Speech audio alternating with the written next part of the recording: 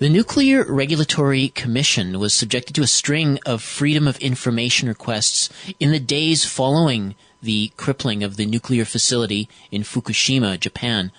The documents released through these requests reveal that we've been deceived about the true nature of what happened at the complex and how dire the situation is there.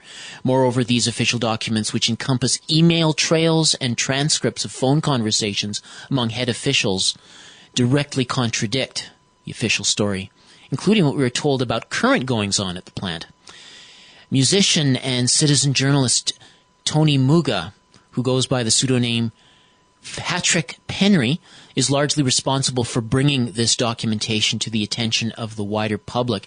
He has a complete archive on his site, hatrickpenry.wordpress.com, and he joins us now from Gainesville, Florida. Thank you for joining us, Tony. Thanks, Michael, and I appreciate the introduction there. You did a great job, and it's a pleasure and honor to be on your broadcast because I talked to you before, I mentioned I've referred to global research numerous times in my investigations, and a number of articles there have really been pieces of the puzzle for me to help me to put together a better picture. So I can thank you guys for that, if nothing else, right now. Well, appreciate it very much, Tony, because it's certainly this does seem to be what you've exposed seems to be quite a shocker. So it starts with these Freedom of Information requests. Could you, who exactly filed these Freedom of Information requests in the first place?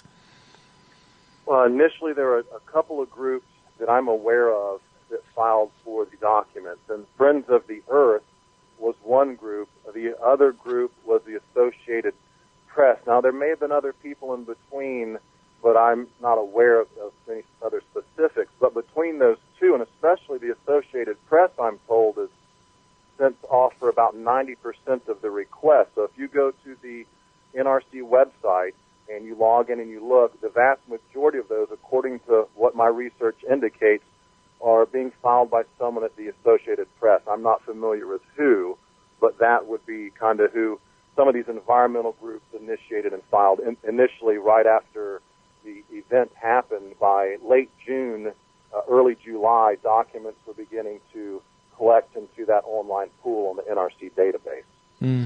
Okay, so you can connect, is there a pattern to, like you mentioned, both the Associated Press and environmental groups? Is there any kind of a pattern in terms of who's requesting what, or is it all pretty much the same territory? It just seems to me, Michael, that at least with the Associated Press, because I think Friends of Earth just initially filed for a few documents here and there.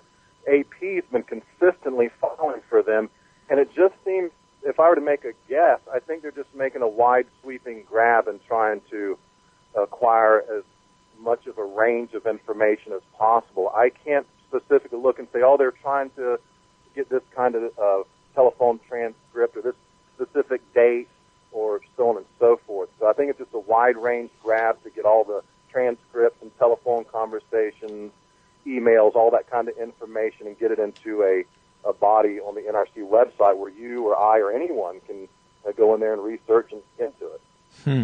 Now, how did you come to discover this information? Okay, initially there was a website online. I've been critical of some of these websites because they didn't give that much information. They could have done so much more. But to their credit, E-Informable, the Lucas Hickson site, and Joy Thompson was, I don't know if she still writes with Informable or not, but she had a really great article early on that called it a can of worms. It opened up a, quote, can of worms, and I thought to myself, yeah, this is worms, all right. So, but I will say this, Michael, on the whole, it's been very suppressed. Been studying controlled opposition since February of 2012 when I would send this information out, myself and other researchers, and it was largely ignored. And we didn't cover everybody. Like, I never contacted Michael Rupert. I don't know why I never did. I never thought of it. But I sent to other websites and alternative media outlets, and they basically ignored it. So I liken it to a fumble on the football field. And I'm looking around at all these better runners and better players, and they don't pick up the ball. And so I just grab it and run a few feet and set it down. Well, yeah, Yeah, like how do you interpret that? I mean, you mentioned the term controlled demolition. Is there possibly a simpler explanation? Maybe just what was that? I guess there's that saying: the bigger the lie, the harder it is to believe that.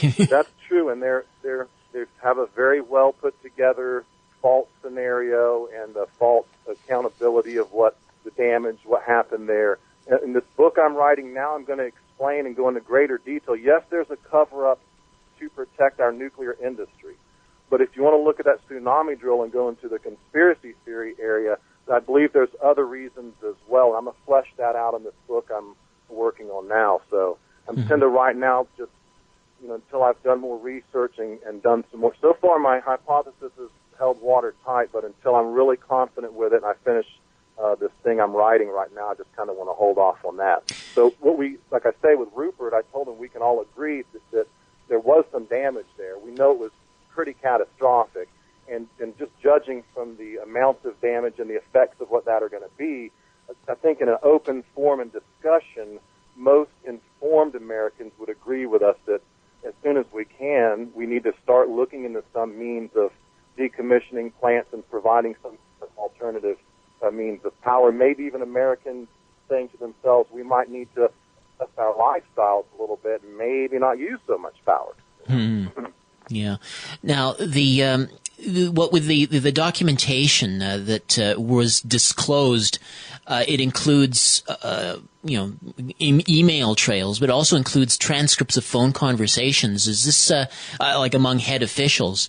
These sorts of conversations, is that essentially a requirement that in all of these discussions that they're all recorded? That's my understanding, Michael, that there's in an emergency like this. In fact, they actually do transcriptions from all their meetings around the country, public meetings. The NRC documents pretty much everything they do.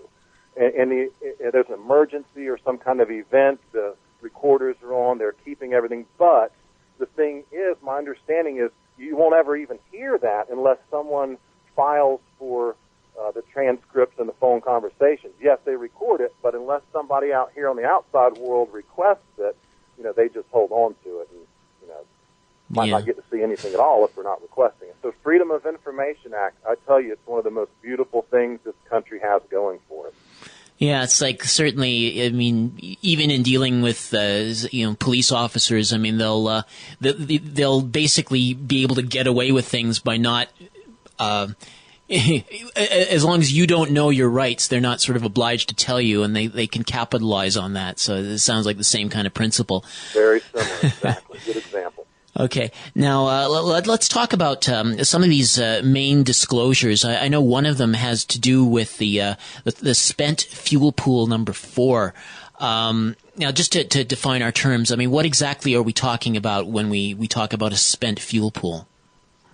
Okay, that's where the fuel that has been in the reactor and been used to its full potential, at least according to our current technology, once they're done with that fuel, and it's in a very excited, heated state. It's very hot. You have to put it into a temporary holding pool with a special coolant water that's circulating to keep it cool, and it has to stay there a number of years until the temperature comes down enough where they can offload it into what's called a dry cask and then store it, for long-term storage somewhere else. So that spent fuel pool is it's many meters deep. I'm not exactly certain how many meters, but these control rods are many meters long. A person can't just lift one up yourself. They have that big machine, take them in and out, as many have seen in the TEPCO videos alleging to be Unit 4. So it's simply just a temporary place to hold these heated fuel rods until they cool enough to dry cast them for permanent storage. Okay. Now, what we've been told in recent weeks, starting on the 18th, that there is a major operation to remove fuel rods from the assemblies in these spent fuel pools. to do it safely, and there's been a lot of controversy of whether or not TEPCO, Tokyo Electric Power Corporation, is competent enough to do all that, and a lot of associated commentary coming from experts like Arnie Gunderson. But what have you revealed about spent fuel pool number 4 that would seem to, contradict a lot of the current news we're hearing? Okay, first, I quickly want to say that I'm not an absolute expert on nuclear power, but there are other people who are, but they don't want to speak out about these documents. So to be clear, I'm kind of learning as I go along, and if I make a mistake, I'll go back, and like today on your show, I kind of made a correction from FOIA stuff on Rupert's show. I misspoke about these documents are ongoing and so on and so forth. So I just want to be clear, I'm not expert. The ones who are, I would say, are kind of remaining quiet on these documents. Now, that being said, with spent fuel pool number 4, in these documents, on number 4, there's a mountain of evidence. I mean, it's huge. I could write another giant article again with all new stuff because it's consistent that 4 had some kind of a leak and loss of inventory, and when that happened, there's what they call a zirconium fire. The cladding on the spent fuel, it reaches a temperature where it bursts into flames. It's very difficult to extinguish. It's called a pyrophoric fire. You can't just spray water on it necessarily. It's like magnesium burning. So in these documents, there's just so much evidence that there's a melt on the floor, rubble on the floor, walls blown out. I mean, I kind of beat a dead horse when I start reading from this one document because it's so obvious to me, And then when Rupert looked into this stuff and felt so strong about it, that made me feel even better because always in my mind, I always double check and rethink, and I try and,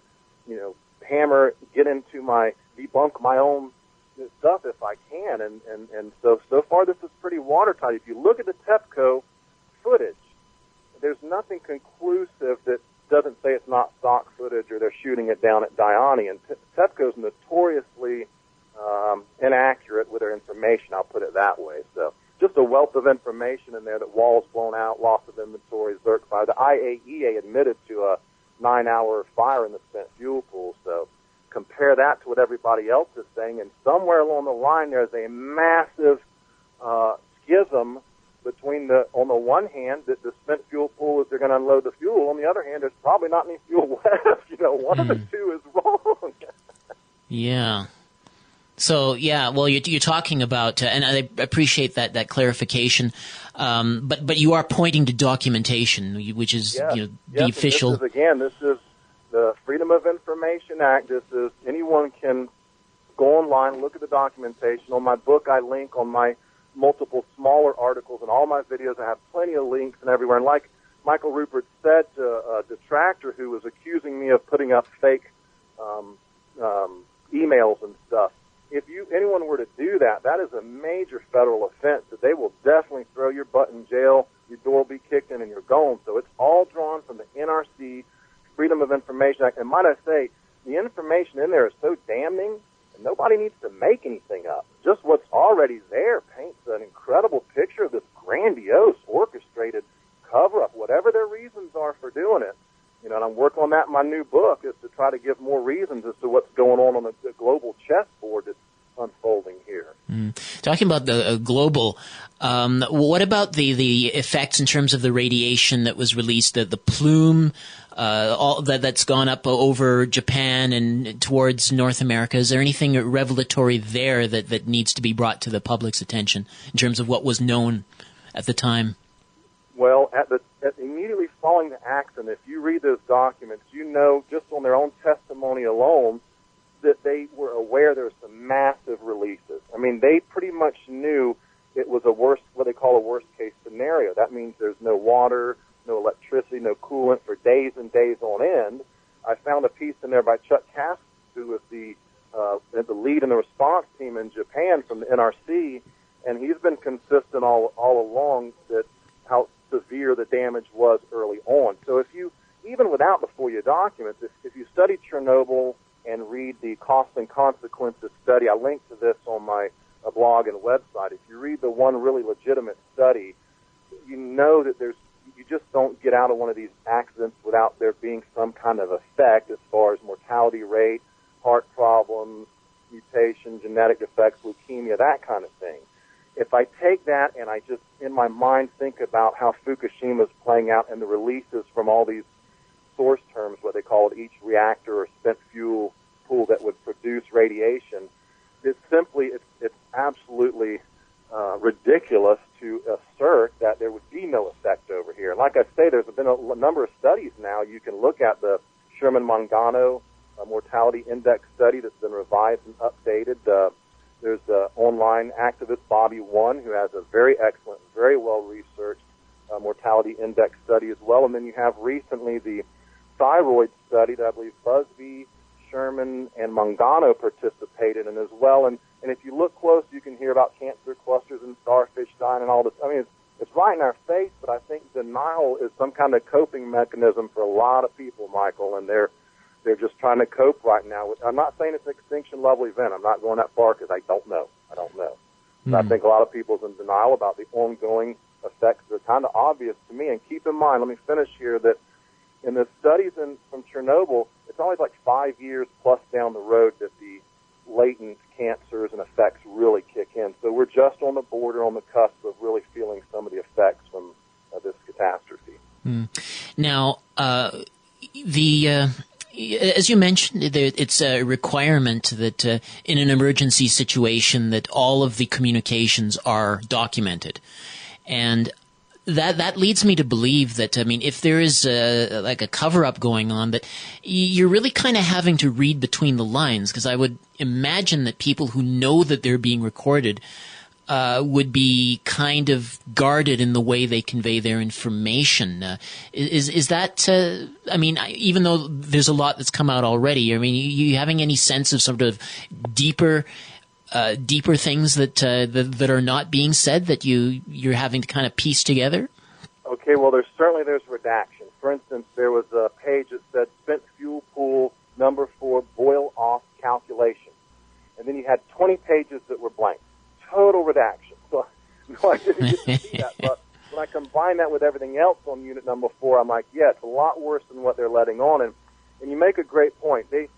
Some of them now, not everybody's in on the conspiracy now. It's not that big of a conspiracy. On the lower level, I'm convinced some people are newbies and rookies just coming in. They don't know. One guy's almost kind of reprimanded when he gets carried away, and he's talking about unit 4, melt on the floor. If it sublimates, will it go into the torus? And the guy says, hey, just so you're aware.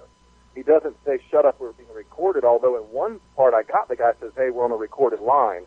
We need to take it to a non-recorded line, so they're aware they're being recorded. Some of them are actually, you're correct, they have to edit what they say. They're not as revealing. And I did a broadcast on Blog Talk Radio, my Blog Talk Radio show when I used to do it, where I talked about the NRC's response to a catastrophe is actually inhibited because some players are aware they're being recorded and they're editing what they say, and so they're not forthright and forthcoming with information, so the communication is inhibited. And I liken it to firefighters showing up at your house to put out a fire, and they can't say the word axe and they can't say the word hose. They'll still put the fire out, but it might not be in this short a time, if you understand. I would be watchful of those things that officials are saying among themselves, but they say something completely different to the wider public.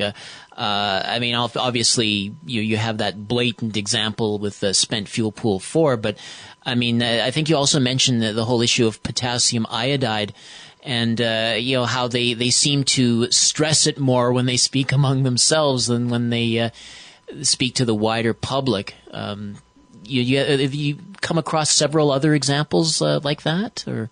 Well, that's very observant of you. Yes, what I found in the back of my book, Something Wicked This Way Comes, I have a section on potassium iodine, Ki. And I've got a collection of screen captures from emails. For instance, I'm trying to think if it was Chuck Casto or who it was had forgotten their stash of potassium iodine, and someone was trying to ship some out and get it to him as soon as possible, because throughout these documents, they make no bones about it. They don't leave here and go over there without their potassium iodine. Whilst on the public front, to my understanding, they're kind of, indifferent about it and don't want the public to think they really need it. It only treats you for iodine and won't get you for other radioactive substances. Not that big a deal. But if you're in a pit full of snakes and there's 6 different snakes and someone gives you the antidote to one snake, well, that's only 5 left, and I'd rather only have 5 snakes after me than 6. So. Well, I guess that gets us to the question of motive.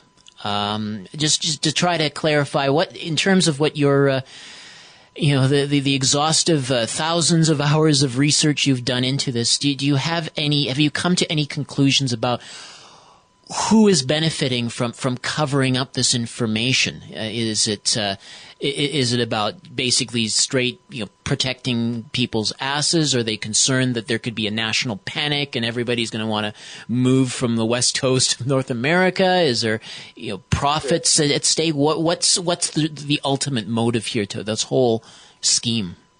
Well, first of all, to be realistic, well, first let me say yes, they're protecting the nuclear industry, obviously, but that's the obvious indication there. But they're also you can't be completely honest considering. Let me phrase it, considering our position around the world with all these nuclear plants, and considering their vulnerability in relation to large population centers. This is what I want to say. You cannot be forthright and completely honest. You simply can't. Not to make excuses for our government, but if they came out and said, yes, we got to evacuate, you got to get out of Tokyo, or Indian Point's melted down, you got to get out of New York, it's not feasibly possible to evacuate those people. You just cannot do it. And so in their defense, I understand that. But my point in that is that just strikes to the fact we need an alternative source of power, and we need to dry cast this stuff and shut these things down as soon as possible. So the cover-up is twofold: protect the nuclear industry in the short term, but I think in the long term we're going to have to shut this stuff down regardless. There's no other way around it, and I think they probably know that in the higher levels of government now. I want to go back to what we were discussing right at the outset, that the Associated Press being responsible for filing so many of these freedom of information requests in the first place, and having gone to all that trouble, and it doesn't seem like they're doing anything with it. I mean, Associated Press, that's mainstream, right? That's the biggest newswire in the world, I believe. And that's correct, but when I'm told, I don't know who it is, but I'm told there's one person down there that continues to file and put this evidence on the NRC database. So while on the one hand it's true, Associated Press is not pulling from what I'm looking at, the worst of the worst in these documents, if anything at all. Someone down there is doing something and stockpiling for those who are willing to look into it. So it seems to me like somebody's trying to do something, while overall, yes, mainstream totally silent across the board, and alternative media until recently has been very much silent across the board. Oh, okay. So what just occurs to me as you're saying that is that they're looking to this information. They want the information, but not with the intention of disseminating it to the wider public. Correct, because you have to understand that in those higher level positions, or any position in the mainstream media, AP, ABC News, routers, whatever have you, they have to answer to their boss. And I've looked into this extensively. There's repercussions if you do try to. Okay, let me say this. In these documents, Michael, you can see where the NRC, and they spend millions to search press, could be mainstream, could be alternative. They want to know who's writing about them, who's talking about them. Throughout these documents, you see reports coming in on who's writing about Fukushima, who's writing about the NRC. It's mainstream, too. I've seen a couple articles come out in mainstream that weren't that shabby, but they get reported on. NRC knows about it, and they say in one of these emails after Fukushima that they watch social media, they got a feel for what's going on. They send their bloggers out to help set the record straight. I'm kind of paraphrasing, but that's generally what they do. They watch, it's reported to them, and they countermeasure and come out and, I just read an article where Entergy spends millions to hire online PR people to convince us to relicense Indian Point, which is kind of like our Fukushima waiting to happen next to New York City, if you think about it. Well, it looks like our truth tellers have our work cut out for us, given that kind of, counter those sorts of counterattacks that may be on the horizon.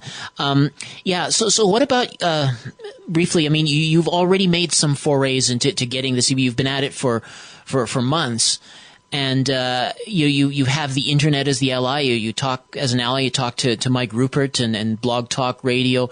What are some of the your experiences in terms of getting this to the wider public? They hits, the misses. Some of the things you might caution against. Well, my experience getting out to the public has been kind of frustrating because for the longest time I would send the information out and post on YouTube channels and I would do videos that were remixable. All you had to do was punch a few buttons and copy my video, and I found just an incredible resistance to this information going out. And I think there's more to it, though, Michael, in the long run. I hope this piece I'm writing now is going to shed more light on this global picture, why there's such silence. And I'll just hint right now, and you guys have shown this on global research. I've seen some good articles on there. I am more coming to understand the dynamics between some of these superpowers in the world and the corporations behind those superpowers and the needs of those corporations and what's going to be playing out on this planet in the future. And I've seen some channels on YouTube called Weather Wars and that kind of thing. That's what I'm interested in right now, these untraceable weapons, tsunami bombs, like General Cohen said, earthquakes induced by electromagnetics, volcanoes excited by electromagnetics. If you look back at the Icelandic volcano not too long ago, what was the end result of that? Well, it held up air traffic. People were stuck in the airports. It brought an economy almost to a standstill. I'm thinking, hey, that could be an economic attack. What's going on this planet? So I'm kind of looking into that right now to see, is there this sublime silent war that is unfolding on Earth right now between these superpowers, and resources are dwindling. And I certainly understand that from some of Rupert's work. So, and back in the day, I took an honors class based on Jared Diamond's book called Collapse. So I went back into that book and started looking at the Mayans and some of these reasons why civilizations collapse. It's very interesting and very revealing, and hopefully my next piece is going to shed more light on that. Okay, well, you had Hatrick Penry, Tony Muga. It's been a great pleasure to speak with you and to help bring your research forward. Again, your website is hatrickpenry.wordpress.com, and your book is Something Wicked This Way Comes. Is there anything else you wanted to relay to our listeners before we close? You can catch me on YouTube, and I have some original songs. I really prefer to be a musician, but if there's need for someone to write, I'm willing to do that. And I just want to give you a word of thanks, and I want to give Global Research a little bit of praise because really by having me on now, as far as I'm concerned, in my humble opinion, you guys have really legitimized yourself as covering a very broad range of topics right now. I mean, I've seen almost anything and everything come across your website. So really now you've gone into the FOIA documents, you've covered the Plumegate thing, and you guys are doing an excellent job. Okay. We really appreciate that, Tony, and certainly we appreciate the hard work you put into this this effort on your part. So thanks again for joining us on the Global Research News Hour. Thank you. Been speaking with Tony Muga, otherwise known as Hatrick Penry. He has revealed a number of documents that have been put forward to the U.S. Nuclear Regulatory Commission relating to the Fukushima Daiichi nuclear disaster.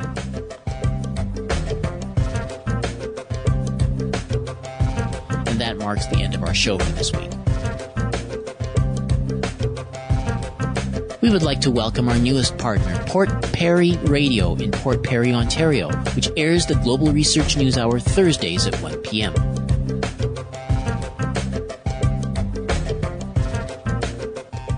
You've been listening to the Global Research News Hour. You can hear our programs every week on CKUW 95.9 FM in Winnipeg and on partnering radio stations across the country. We are broadcast on the Progressive Radio Network at prn.fm. You can also download each episode from the website globalresearch.ca. To leave feedback on this program, email globalresearchnewshour@gmail.com. We need to get subscribed and get this unity stronger and beat YouTube at their own game. Okay, that's what this is about. like I say, go to the remix button, hit the remix button.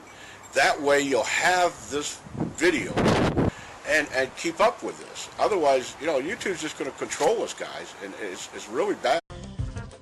The Nuclear Regulatory Commission was subjected to a string of Freedom of Information requests in the days following the crippling of the nuclear facility in Fukushima, Japan.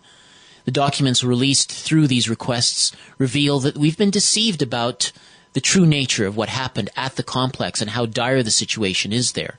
Moreover, these official documents, which encompass email trails and transcripts of phone conversations among head officials, directly contradict the official story, including what we were told about current goings-on at the plant. Musician and citizen journalist Tony Muga, who goes by the pseudonym Hatrick Penry, is largely responsible for bringing this documentation to the attention of the wider public. He has a complete archive on his site, hatrickpenry.wordpress.com, and he joins us now from Gainesville, Florida. Thank you for joining us, Tony. Thanks, Michael, and I appreciate the introduction there. You did a great job, and it's a pleasure and honor to be on your broadcast because I talked to you before, I mentioned I've referred to global research numerous times in my investigations, and a number of articles there have really been pieces of the puzzle for me to help me to put together a better picture. So I can thank you guys for that, if nothing else, right now. Well, appreciate it very much, Tony, because it's certainly this does seem to be what you've exposed seems to be quite a shocker. So it starts with these Freedom of Information requests. Could you, who exactly filed these Freedom of Information requests in the first place? Well, initially there were a couple of groups that I'm aware of that filed for the documents, and Friends of the Earth was one group. The other group was the Associated Press. Now, there may have been other people in between, but I'm not aware of any other specifics. But between those two, and especially the Associated Press, I'm told, is sent off for about 90% of the requests. So if you go to the NRC website and you log in and you look, the vast majority of those, according to what my research indicates, are being filed by stumble on the football field. And I'm looking around at all these better runners and better players, and they don't pick up the ball, and so I just grab it and run a few feet and set it down. Well, yeah, like how do you interpret that? I mean, you mentioned the term controlled demolition. Is there possibly a simpler explanation? Maybe just what was that? I guess there's that saying: the bigger the lie, the harder it is to believe that. That's true, and they have a very well put together fault scenario and a fault accountability of what the damage, what happened there. In this book I'm writing now, I'm going to explain and go into greater detail. Yes, there's a cover-up to protect our nuclear industry, but if you want to look at that tsunami drill and go into the conspiracy theory area, I believe there's other reasons as well. I'm going to flesh that out in this book I'm working on now. So I'm tend to right now just until I've done more research and done some more. So far, my hypothesis is held watertight, but until I'm really confident with it and I finish this thing I'm writing right now, just the information and get it into a body on the NRC website where you or I or anyone can go in there and research and get into it. Now, how did you come to discover this information? Okay, initially there was a website online. I've been critical of some of these websites because they didn't give that much information. They could have done so much more. But to their credit, E-Informable is a Lucas Hickson site, and Joy Thompson I don't know if she still writes with Informable or not, but she had a really great article early on that called it a can of worms. It opened up a, quote, can of worms, and I thought to myself, yeah, this is worms, all right. So, but I will say this, Michael, on the whole, it's been very suppressed. Been studying controlled opposition since February of 2012 when I would send this information out, myself and other researchers, and it was largely ignored.